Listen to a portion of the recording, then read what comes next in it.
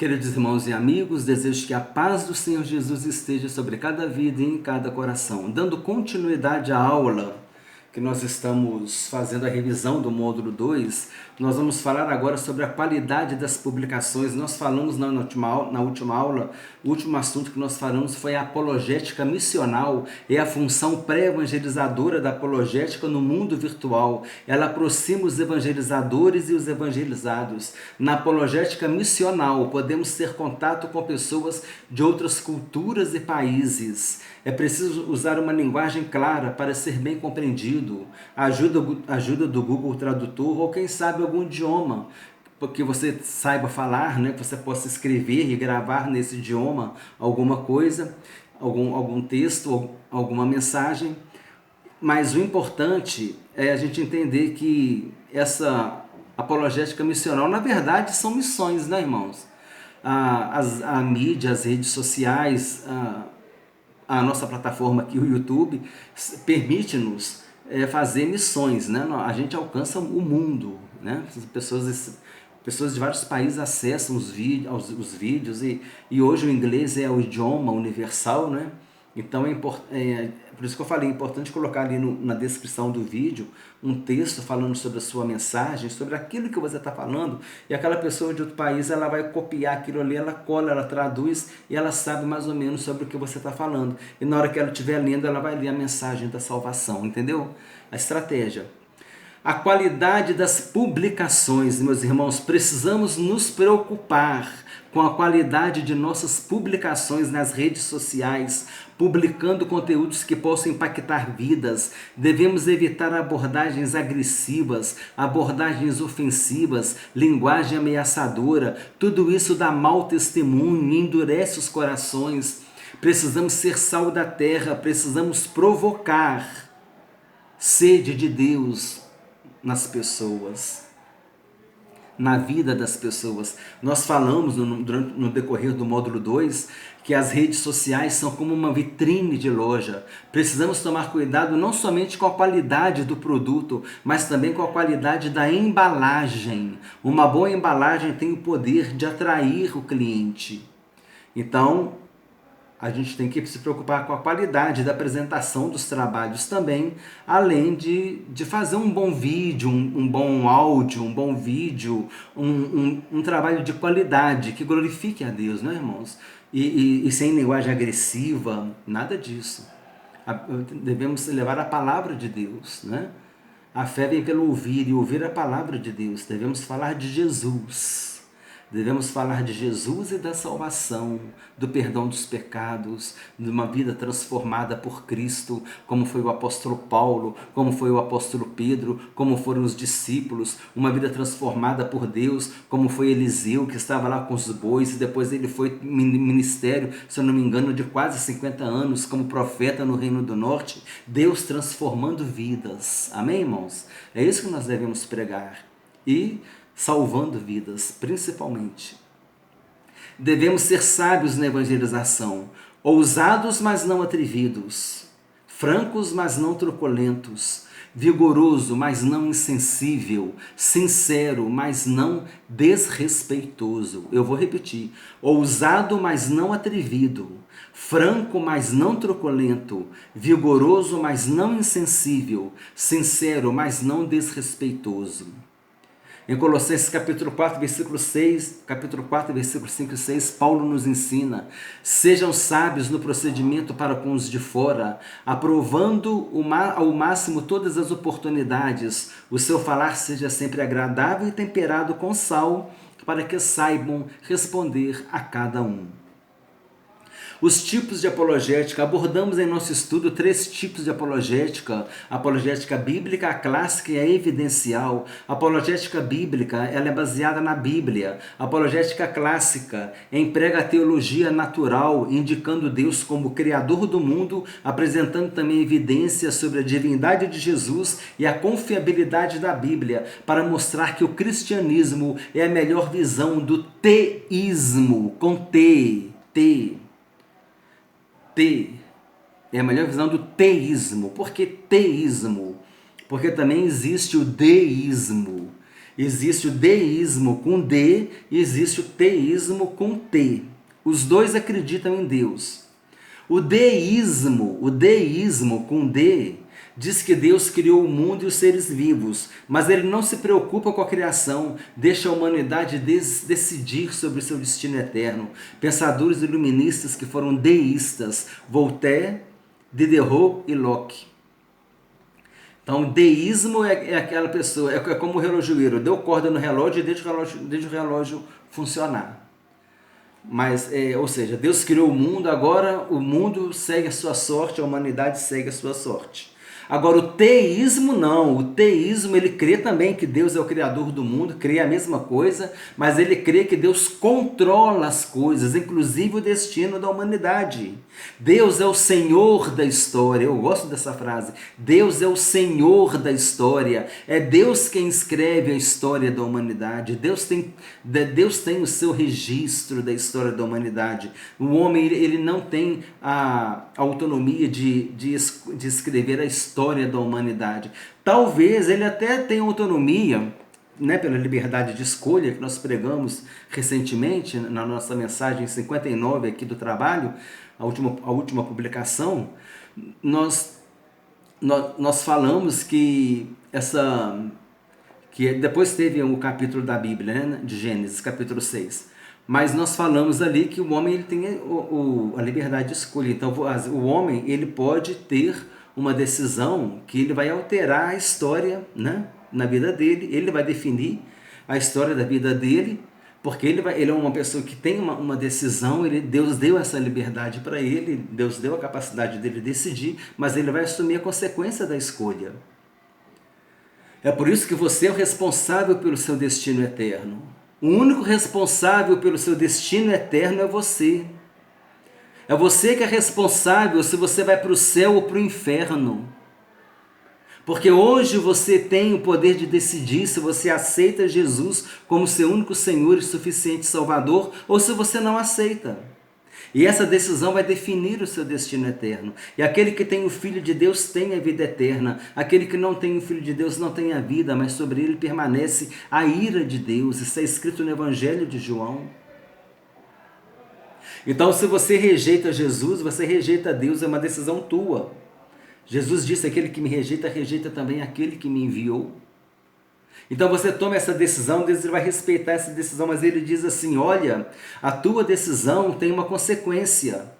E você está preparado para assumir essa consequência? Se a gente rejeita Jesus, se a gente rejeita a mensagem da salvação, a gente rejeita o perdão, a gente rejeita a vida eterna. Então, nesse sentido, e também na vida, no decorrer da sua vida, das nossas vidas, nós tomamos decisões. Então, a história da nossa vida, muitas vezes a gente escreve pelas decisões que a gente toma. Mas a história da humanidade está toda no controle de Deus. Amém, irmãos? E nós temos a apologética evidencial. Os evidencialistas procuram evidências e argumentos em diversas áreas de conhecimento, como informações históricas, arqueológicas e profecias messiânicas cumpridas. Então, tem a questão da história, tem a questão da arqueologia, tem a questão da ciência, tem a questão das profecias que já se cumpriram, e eles usam isso para defender a fidedignidade da Bíblia, ou seja, a fidelidade da Bíblia. São evidências, apologética evidencial, está procurando evidência para te mostrar. As cópias são fiéis, as cópias bíblicas são fiéis, não perderam a essência da mensagem. Muitas profecias já se cumpriram, e muitas delas se cumpriram e elas batem com os registros históricos, com os fatos históricos. Tem coerência do início ao fim.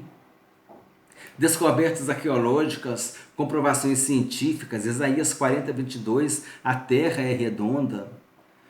Mas qual é o método mais eficiente para se fazer a apologética? É o método bíblico?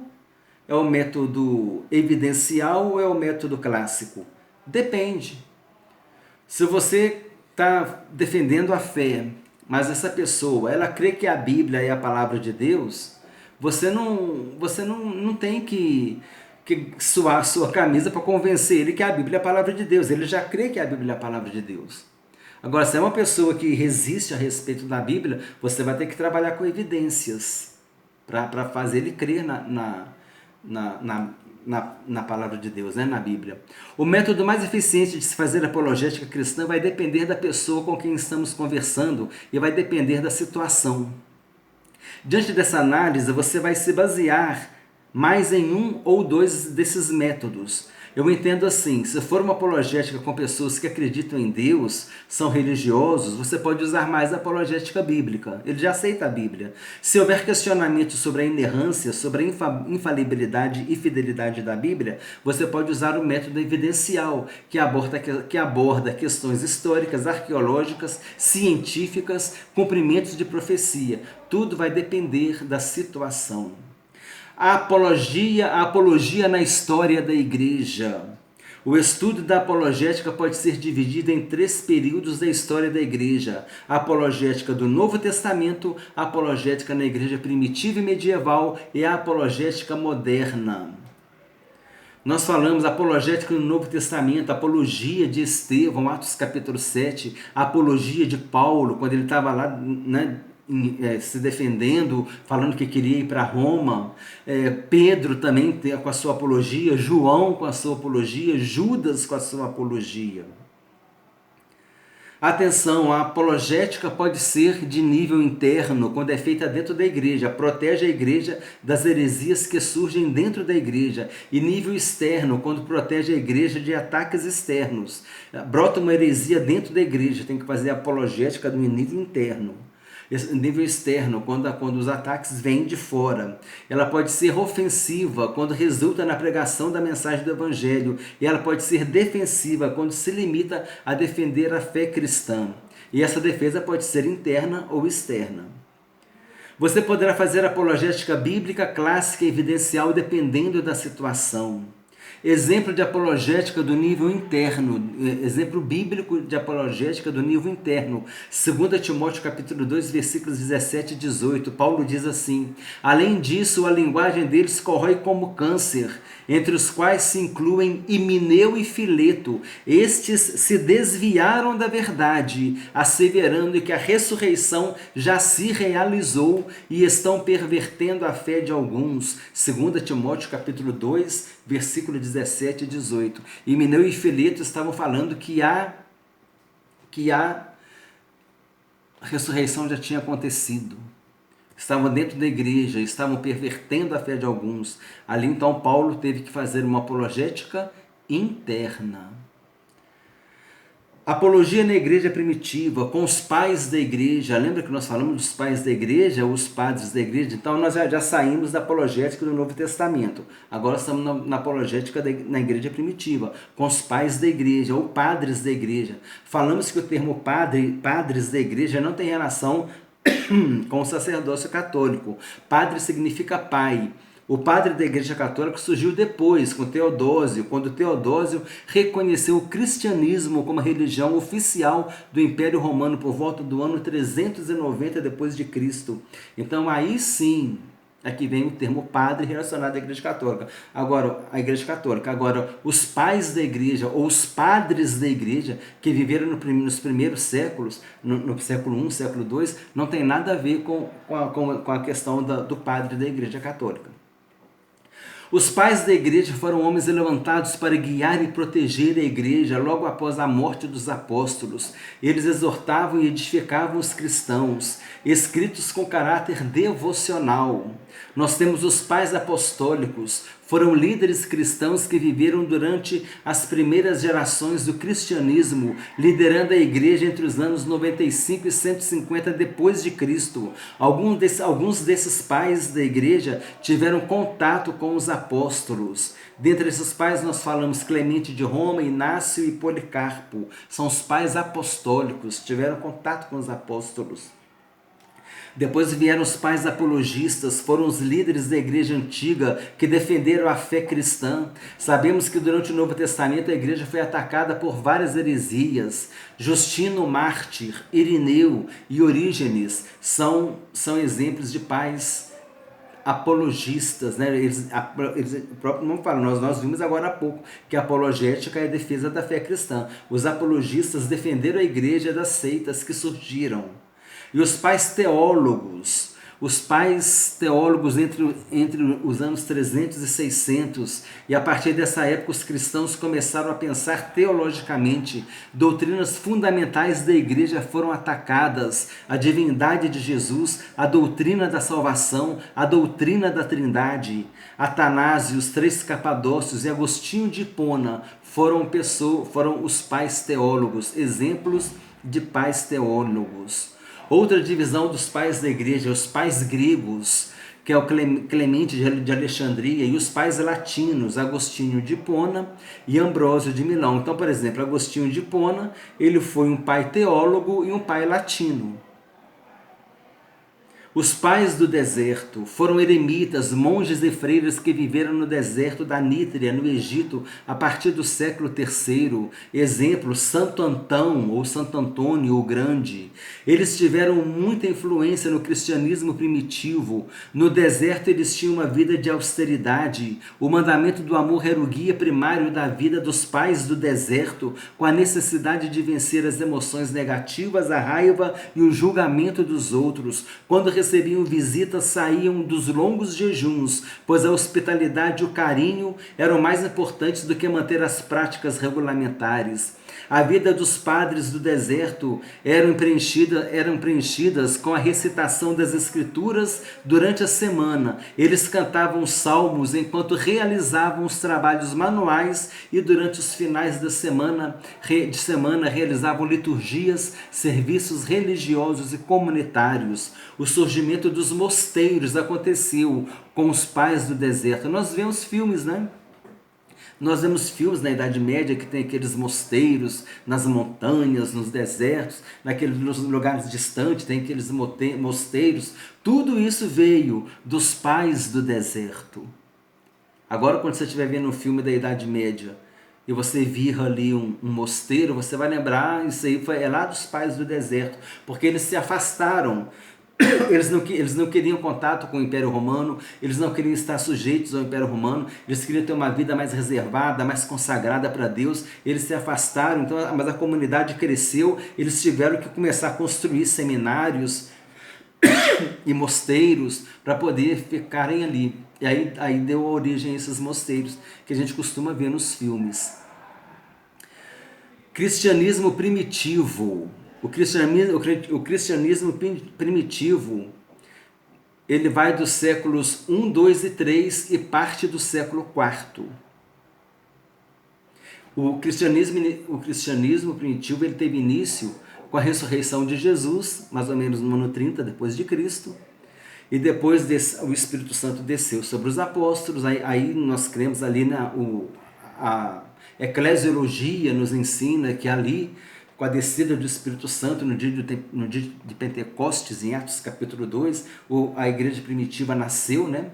O período da dispensação da graça começa em Atos capítulo 2, o período da igreja, o período dos gentios, o tempo dos gentios, a dispensação da graça, o período da igreja, é tudo a mesma coisa. O tempo dos gentios, a dispensação da graça e o período da igreja, é tudo a mesma coisa. É tudo a mesma coisa. Começa em Atos dos Apóstolos, capítulo 2, com a eclesiologia e termina no arrebatamento da igreja com a escatologia. Olha que lindo, a Bíblia é maravilhosa, não é? A igreja, a eclesiologia mostra o início do ministério da igreja na terra em Atos capítulo 2, e a escatologia mostra o final do ministério da igreja na terra, quando Jesus voltar para arrebatar a sua igreja. Que fala sobre a escatologia, o arrebatamento da igreja. O cristianismo primitivo é dividido em duas partes. A primeira é a era apostólica. E depois veio o período anteniceno, que terminou com a realização do Concílio de Nicéia, em 325 depois de Cristo. O Concílio de Nicéia teve um caráter apologético porque defendeu a divindade de Jesus Cristo. Arianismo. O arianismo foi uma heresia criada pelo presbítero de Alexandria, chamado Ário. Lá no Egito, ele negou a divindade de Cristo. Alexandria está no Egito. Destaque do pai, nós falamos também o destaque do pai teólogo Agostinho de Hipona. Nós fizemos uma aula falando sobre Agostinho de Hipona e falamos sobre a obra dele, né? As Confissões e a Cidade de Deus. Foram duas obras de Agostinho de Hipona. Confissões é o título de um livro autobiográfico escrito por Agostinho de Hipona, no qual ele relata sua vida antes de sua conversão, fazendo considerações sobre o arrependimento de ter levado uma vida pecaminosa e imoral. Os irmãos sabem que durante o módulo 2 nós dispusemos, né, alguns links de música, de filmes, né, relacionados ao trabalho. E nós vamos chegar a esse comentário ainda, mas isso aqui é novidade. Tem na descrição do vídeo o filme de Agostinho de Hipona, tá? Foi depois, agora, há pouco tempo que eu descobri, achei interessante assistir, muito bom. Então o link do filme de Agostinho de Hipona está na descrição do vídeo, é uma sugestão para você assistir. Nós temos a oração de Agostinho lá no livro Confissões. Tarde te amei, ó beleza tão antiga e tão nova. Tem um link de uma música com a letra dessa oração de Agostinho. Tarde te amei, ó beleza tão antiga e tão nova, tarde demais eu te amei. Eis que habitavas dentro de mim, eu te procurava do lado de fora. Eu disforme lançava-me sobre as belas formas das tuas criaturas. Estavas comigo, mas eu não estava contigo. Retinham-me longe de ti as tuas criaturas, que não existiriam se em ti não existissem. Tu me chamaste e teu grito rompeu a minha surdez. Fulguraste e brilhaste e tua luz afugentou minha cegueira. Espargiste tua fragrância e respirando-a suspirei por ti. Eu te saboreei e agora tenho fome e sede de ti. Tu me tocaste e agora ardo no desejo de tua paz. Santo Agostinho, no livro Confissões. Outra obra foi A Cidade de Deus, sociedade formada pelas pessoas que têm temor de Deus e desejam fazer a vontade de Deus. E nós vamos agora aproveitar esse último minutinho para falar sobre os pré-reformadores. Na próxima aula a gente fala da Reforma Protestante. Os pré-reformadores. Durante a Idade Média, alguns homens lideraram movimentos específicos contra as práticas e os ensinos da Igreja Católica. Em nosso estudo, nós destacamos dois pré-reformadores que muito influenciaram os reformadores do século XVI. Foi John Wycliffe, que ele viveu de 1325 a 1384, e John Huss, de 1372 a 1415. E a respeito desses dois pré-reformadores, nós também dispusemos, e está na descrição do vídeo também, novamente, esses filmes a respeito desses dois pré-reformadores. Amém, irmãos? O meu tempo aqui está curto, eu vou iniciar a Reforma Protestante na próxima aula. E assim nós vamos continuando a revisão do módulo 2. Justifica, né, a gente precisar fazer essa revisão em mais de uma aula, porque... em mais de duas aulas, né? Vai ter a próxima também. Porque foi um módulo com 20 aulas e foi muito profundo, muito extenso, denso, extenso e profundo, um conteúdo muito rico. Eu tenho certeza que o irmão que está acompanhando está sendo muito edificado, está aprendendo muito para a glória do Senhor Jesus Cristo. Meus irmãos, desejo que Deus te abençoe ricamente em nome do Senhor Jesus Cristo.